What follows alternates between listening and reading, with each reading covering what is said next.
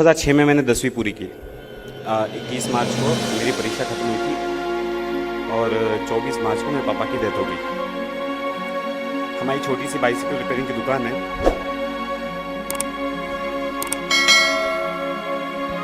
तो पापा के जाने के बाद एक निर्णय लिया कि घर के सब प्रेशर डालने लगे कि अभी घर का किसी को तो ध्यान देना पड़ेगा। तो मैंने डिसीजन ले लिया, यार अभी पढ़ाई छोड़ देंगे, क्या करना है, 10वीं कर ही ली थी। तो एक डिसीजन लिया कि अभी पापा के धंधे को वापस रिवाइव करेंगे, पूरी तरह से डेडिकेटेड काम करेंगे। और पढ़ाई छोड़ने का पूरा मन बना के मैं धंधे में आ गया। उसके बाद फिर रिजल्ट आया 10th का, तब मैं अपने स्कूल में टॉपर था। घर पे आया, सब रो रहे थे। अभी बहुत अजीब लग रहा है। मैं कल इतने इंटरव्यूज़ दिए, मैं कभी नहीं रोया। पता नहीं, चाणक्य मंडल का स्टेज है, अपने परिवार जैसा है, इसलिए रोना है। हाँ, तो मैं घर पे आया, मम्मी से बातचीत हो रही थी। फिर मम्मी ने तभी मेरे को पहले ही बोल दिया कि हम लोग सब काम करने वाले हैं, तू पढ़ाई कर। तो 11th और 12th ये दो मेरी ज़िंदगी के अब तक सबसे कठिन वर्ष रहे। मेरा उस समय शेड्यूल ऐसा था, मैं सुबह 7 बजे 6 बजे उठता था, निकलता था 7 बजे कॉलेज, 1 बजे वहाँ से, 2 बजे से रात को 10 बजे तक मैं ट्यूशन पढ़ाता था। मेरी बहन स्कूल में पढ़ाती थी, ट्यूशन्स पढ़ाती थी।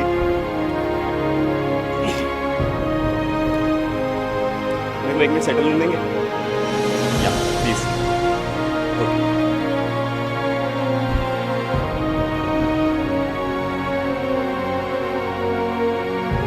मुझे यूजुअली रोना नहीं आता है सब बताते हुए, मैं बहुत प्राउड हूँ ये सब चीज़ के लिए। लेकिन गॉड नोज़ क्यों हो रहा है। ओके, सो मैंने फिर मैं सुबह 7 बजे से 1 बजे तक कॉलेज में रहता था, आता था 2 बजे से रात को 10 बजे ट्यूशन पढ़ाता था। 10 बजे रात को दुकान पे जाके हिसाब किताब करके दुकान बंद करके वापस घर पे आते थे। फिर रात को पढ़ाई, वही 12-1 बजे तक सोना, जैसा भी शेड्यूल है वैसे कभी भी चलता। तो मेरी मम्मी उस समय दुकान चलाती थी, मेरी बड़ी बहन है मुझसे, वो स्कूल में पढ़ाती थी, ट्यूशन पढ़ाती थी। तो मेरा 11th 12th जो है पूरा इसी तरह से गया हुआ। तो मुझे अभी मैं एक प्रसंग बताना चाहता हूँ। मैं 10th स्टैंडर्ड का रिजल्ट लगा था और मुझे एडमिशन लेने के लिए वो अभी डोनेशन लगता है ना, तो 10,000 रुपये, हमारे यहाँ एक ही कॉलेज है अच्छा जहाँ पे पढ़ाया जा सकता है। सो वहाँ पे 10,000 रुपये डोनेशन था, भरना था, पैसे नहीं थे। तो ऐसा मैं और मम्मी ऐसे दुकान पे बाहर बैठ के ऐसे चर्चा कर रहे थे। मैं बोला मम्मी को, मम्मी जाने दो, क्या करना है, मेरा मन वैसे भी बन चुका था, मेरे को दुकान करना है ना। सो मैं बोला मम्मी जाने दो, क्या करना है पढ़ाई करके, मैं 1 साल रुकता हूँ, अगले साल वापस से देखा जाएगा कुछ होगा। और मम्मी वैसे मायूस बैठी थी। तो मेरे पापा का जो ट्रीटमेंट करते थे वो डॉक्टर ने दुकान के सामने से जा रहे थे, वो अपने बच्चे का एडमिशन करवाने के लिए थे। और वो मुझे देख के रुके, वहाँ पे रुके, उन्हें पूछा क्या चल रहा है। तो मैंने पूरा इंटरेस्ट बताया कि सर ऐसा ऐसा है, मैंने सोचा है मैं पढ़ाई करूँगा। तो उन्होंने अपनी जेब से तुरंत 10,000 रुपये निकाल के दिया, बोला ये लो, जाओ एडमिशन करवा के। लिस्ट, सेकेंड लिस्ट लगने को आधा घंटा बाकी था, तब मैं वहाँ पहुँचा, है ना। और बहुत रिक्वेस्ट की, लिस्ट बन चुकी थी सेकंड लिस्ट, मैंने बहुत रिक्वेस्ट की, ऐसे करके मेरा 11th 12th का एडमिशन हुआ। एडमिशन तो हो गया, 600 रुपये महीना फीस है, क्या किया जाए। तो मैं जब पहले एडमिशन लिया तो मेरे दिमाग में बहुत चीज़ क्लियर थी, मैं पैसे भरने वाला नहीं हूँ, है ना। मैं बोला मैं जी तो पढ़ाई करूँगा, मैं अच्छा मार्क्स लेके आऊँगा और मैं बाद में हमारे जो प्रिंसिपल हैं उनको मैं रिक्वेस्ट करूँगा मेरी फीस माफ कर दीजिए। पहले ही महीने में मैं क्लास में, अभी भी जो लोग जानते हैं मेरी आवाज़ थोड़ी अच्छी है, मेरे को एक भी क्वेश्चन पूछ लो तो सब थोड़ी आवाज़ मजबूत लगती है ना। तो सारे टीचर्स इम्प्रेस हो गए और सबको पता चल गया था कि मेरे घर पे ऐसी सिचुएशन है। 2 साल की पूरी फीस मेरे टीचर्स ने दी, एक रुपया फीस भरा।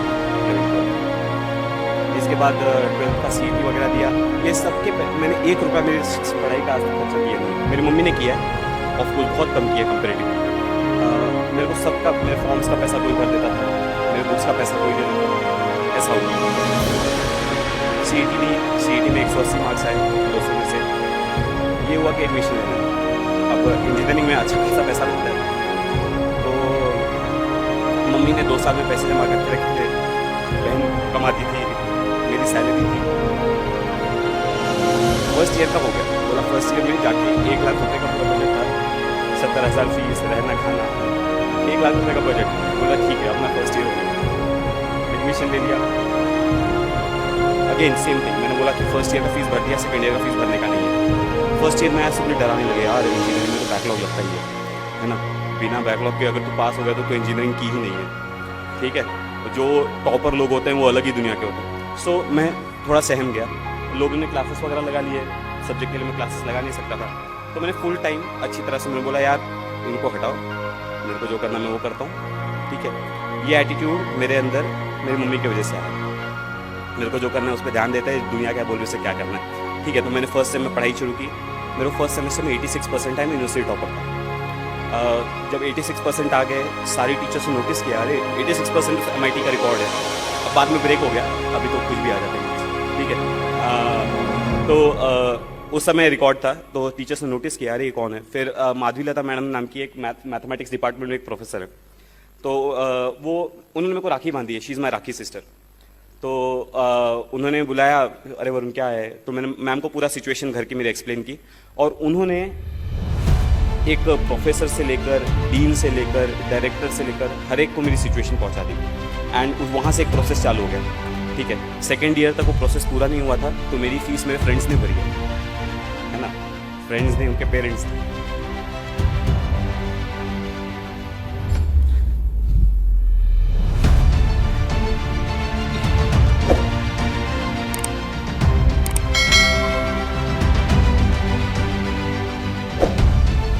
मेरा एक फ्रेंड शायद यहीं बैठा है, भी आया है पुणे से शायद।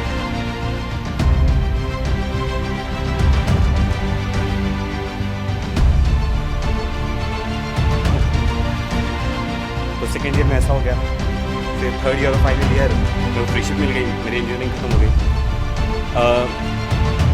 इंजीनियरिंग होने के बाद अभी ये सिविल सर्विसेज का भूत कैसा है, अभी इंजीनियरिंग के बाद मैं प्लेसमेंट तो यूनिवर्सिटी टॉपर, मुझे गोल्ड मेडल मिला हुआ यूनिवर्सिटी का। ऐसा था कि अभी इंजीनियरिंग के बाद क्या जॉब वगैरह के लिए इंटरव्यूज़ दिए, जॉब्स लग गई, मेरे को बहुत 5-6 जगह से अभी भी ऑफर्स हैं, मतलब स्टैंडिंग है, बोला कि आपको आना है, आप कॉल करवाओ, ठीक है। सो प्लेसमेंट अच्छी हो गई थी, लेकिन उनको भूत सिविल सर्विस का तब तक चढ़ चुका था। उससे पहले मेरे को कॉर्पोरेट सेक्टर में जॉब मिली, मैंने यार कॉर्पोरेट में नहीं जाते, कॉर्पोरेट टेक्निकली जाना, हम पब्लिक सेक्टर में जाएंगे। पब्लिक सेक्टर की तैयारी, मतलब गेट वगैरह की, मैंने गेट थर्ड ईयर में दी, मेरा रैंक 384 आया, फाइनल ईयर में दी 143 आया, बोला यार अब तो सेट है, IIT मिल रहा है, सब मिल रहा है, किसी भी कंपनी में जॉब मिल जाएगा। ये PSU का जॉब मिल गया, तब मैंने कुछ लोगों से मिल गया, ऐसे ही चर्चा करते करते, तो उन्होंने बोला यार टेक्निकली इतना अच्छा है ना, you are so good, you are so bright, why don't you give IES engineering services. अब मैंने सिलेबस देखा, बोला यार ये तो अपना ठीक है, हो जाएगा, कोई दिक्कत नहीं, तो इंजीनियरिंग सर्विस की तैयारी शुरू करते हैं। तो अभी तक मेरी ग्रेजुएशन कंप्लीट हो गई थी, ठीक है, मैंने गेट दे दी थी और I was about to take admission. तो मैंने बोला यार इंजीनियरिंग सर्विसेज करते हैं, PSU छोड़, तो मैंने PSU को नहीं लिया, मैंने इंजीनियरिंग सर्विस की तैयारी शुरू की। 3-4 महीना मैंने वो किया, ठीक है, 3-4 महीना वो किया, तब लोगों से बातचीत चालू ही रहती है, आप वैक्यूम में जाके पढ़ाई नहीं शुरू करते, है ना।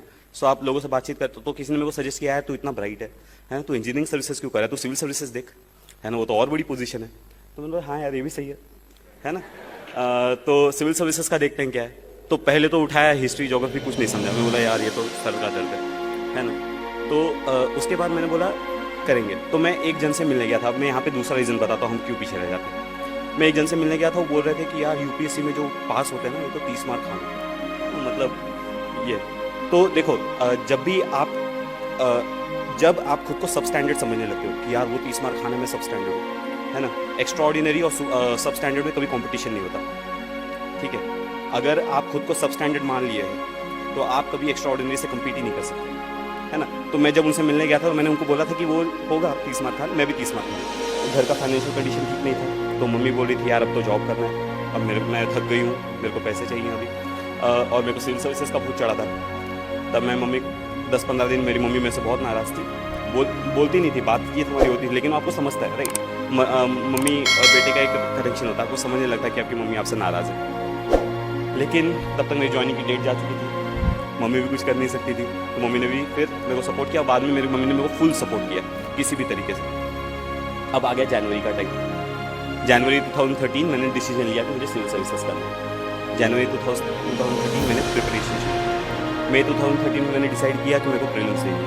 मेरे पास 4 ही महीने थे प्रिपेयर करने के लिए, तब तक मैंने कुछ नहीं पढ़ा था, ठीक है। 4 महीने में पढ़ाई कैसे करनी है मैं लेक्चर्स में बहुत बार डिस्कस करता हूँ, मैं अभी उस पर 2-2 घंटे के लेक्चर्स लेता हूँ उस पर, ठीक है। तो 4 महीने में मैंने न्यूज़पेपर्स पर बहुत ज़्यादा फोकस किया, कुछ सब्जेक्ट सेलेक्ट किए, प्रायोरिटाइज किया, सारे सब्जेक्ट्स नहीं किए। मैंने एंशिएंट हिस्ट्री, मिडिवल हिस्ट्री आज तक नहीं पढ़ी है, ठीक है। और मुझे अभी भी कुछ क्वेश्चंस पूछ लेता हूँ, वहाँ से कभी कभी चला जाता हूँ, यार नहीं अपनी बस की बात नहीं है। तो मैंने बहुत सिलेक्टेड स्टडी की, बहुत फोकस स्टडी की। 4 महीने में मैंने प्रीलिम्स दी। अब प्रीलिम्स देने के बाद एक फीलिंग आ जाती है यार अपना प्रीलिम्स क्लियर हो रहा है, ठीक है। सो मैं एग्जाम हॉल के बाहर निकला तो अरे वो फीलिंग थी, अरे यार अपना प्रीलिम्स क्लियर हो जा रहा है, अब मेंस की तैयारी करना शुरू करना। ओके ठीक है, मेंस की तैयारी शुरू। अब मेंस के लिए ऑप्शनल सेलेक्ट करना है। अब ऑप्शनल मैं लोगों से पहले बात की थी तो बोला था ज्योग्राफी ऑप्शनल अच्छा है, पबैड अच्छा है, बहुत लोग लेते हैं। तो मैंने ज्योग्राफी की पढ़ाई शुरू की। ज्योग्राफी पढ़ा, वो समुद्र से उठाया, अरे यार ये क्या बोल रहा है। 2 चैप्टर्स हुए, 2 चैप्टर्स इतने ज़्यादा हो गए कि कुछ समझ नहीं आता। बोला यार ज्योग्राफी अपने बस की बात नहीं, हटाओ। पबैड उठाया, वो थिंकर्स की लिस्ट, अरे बाप रे सर दुखने लगा, तो पबैड हटाया। उसके बाद मैंने एंथ्रो उठाया, वो हटाया, साइकोलॉजी उठाया, वो हटाया। अब इसमें जो है अब तक प्रीलिम्स का रिजल्ट आ गया था मेरा, ऑप्शनल फाइनल नहीं हुआ था।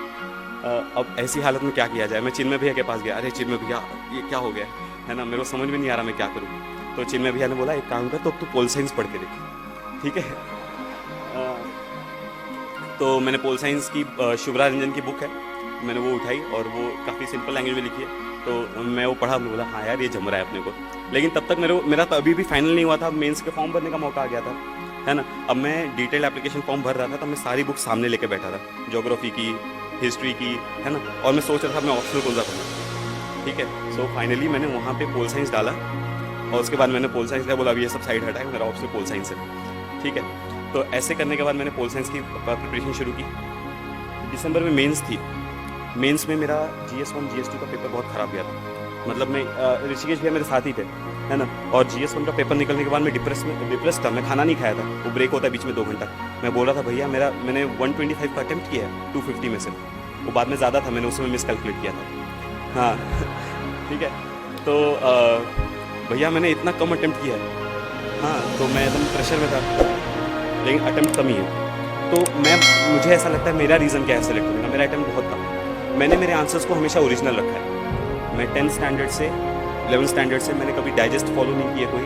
मैं अपने आंसर्स खुद बनाता हूँ। मैं नोट्स मेकिंग का मैं सबको एडवाइस देता हूँ कि नोट्स बनाने चाहिए, 4 फायदे हैं वगैरह वगैरह। नीचे बैठे थे रिजल्ट आने वाला, मेरे को चिन्मय भैया का मैसेज आया कॉन्ग्रेचुलेशंस कर। तो मैं चिन्मय भैया को फ़ोन लगाया, भैया आपने रिजल्ट देखा क्या? हाँ, तो भैया बोले हाँ कॉन्ग्रेचुलेशंस। हाँ, तो मैंने पूछा भैया आपने रैंक देखी क्या मेरी कितनी? तो भैया ने बोला 32। बोला हाँ 32 कितना, 132, है ना। सो भैया ने बोला नहीं ओनली 32। बोला अरे बाप रे। तो मुझे पहले तो विश्वास ही नहीं हुआ, अरे यार अपनी ओनली 32 रैंक है ना। सो ये विश्वास नहीं हुआ क्योंकि मुझे पता नहीं था कि UPSC आंसर्स कैसे इवैल्यूएट करते हैं। मुझे ऐसा लगता था कि वो अटेम्प्ट कितना है इस पर डिपेंड कर रहा है, ठीक है। लेकिन मुझे अभी ऐसा लगता है कि अगर आपके आंसर्स ओरिजिनल है तो आप अगर अटेम्प्ट थोड़ा कम भी होगा तो आप सिलेक्ट हो जाओगे।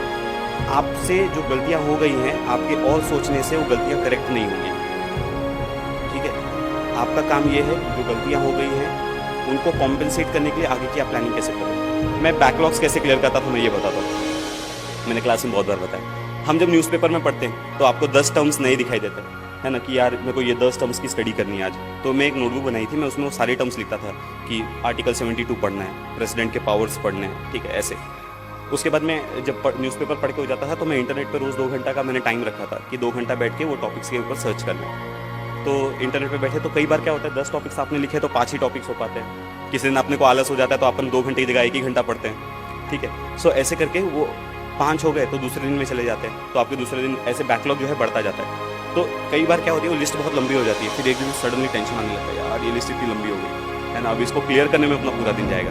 तो जब ऐसा होता था तब मैं उसके नीचे एक लाइन ड्रॉ करता था, वो बोलता था आज से नया लिस्ट चालू करेंगे, ठीक है। सो अभी जो गलतियां हो गई हैं, ठीक है, उनको करेक्ट करना चाहिए। न्यूज़पेपर के केस में काम करता है क्योंकि न्यूज़पेपर में चीज़ें रिपीट होती है ना। आपने जो 1 महीने पहले पढ़ा था अगर वो इंपॉर्टेंट होगा तो उसको कोई ना कोई फॉलो अप करेगा, ठीक है। तो आपको फ्यूचर में वो चीज़ दिखेगी, आप फ्यूचर में उसको वापस से इंटरनेट पर रेफर कर सकते हैं। तो मैंने न्यूज़पेपर के केस में ये बैकलॉग क्लियरेंस का केस चलता है, ठीक है। सो इस तरह से मैंने मेरी UPSC की तैयारी की, मेंस क्लियर हो गए, ठीक है। अभी इंटरव्यू में क्या करना है ना। इंटरव्यू में जाते टाइम मैंने तो पढ़ाई ज़्यादा की नहीं है ना। मैं जनवरी में प्रिपरेशन शुरू किया है, लोगों के पास एक्सपीरियंस होता है कि इस सब्जेक्ट को कैसे हैंडल करना है। सो मुझे पता नहीं था क्या करना है इंटरव्यू में। UPSC इंटरव्यू बहुत कॉर्डियल होता है, बाहर जैसे लोग डराते हैं ना वैसा बिल्कुल नहीं है। जो लोग इंटरव्यूज़ नहीं दिए ना वो डराते ज़्यादा हैं। जो इंटरव्यूज़ दे के आए हैं आप उनसे बात करेंगे ना तो वो बताएंगे नहीं यार मस्त है, चिल रहते हैं, आराम से जाओ देख के आओ। उसके बाद आज का दिन है मैं आपके सामने। तो ये मेरी जर्नी की पूरी स्टोरी है। एक्चुअली मैंने बहुत सारी चीज़ें एलिमिनेट कर ली है, लेकिन एक्सपीरियंसेस इतने ज़्यादा हैं, टाइम बहुत कम है एक्चुअली, 15 मिनट में अपना दुकान खत्म होने वाला है, तो इसके लिए समय की पाबंदी की वजह से अपन नहीं बात करेंगे। मैं होप करता हूँ फ्यूचर में अपन वापस से मिलेंगे और अपन और बातें करेंगे।